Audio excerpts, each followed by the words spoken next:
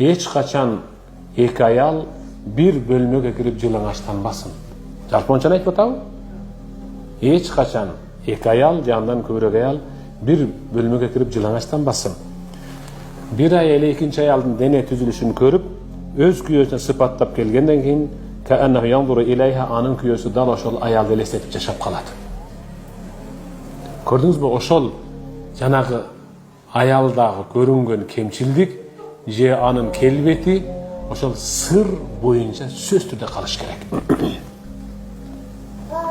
Бул ар бирибизге сабак айтып коеюн.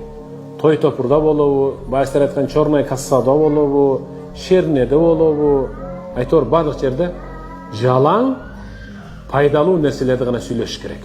Жалаң пайдалуу нерсени гана.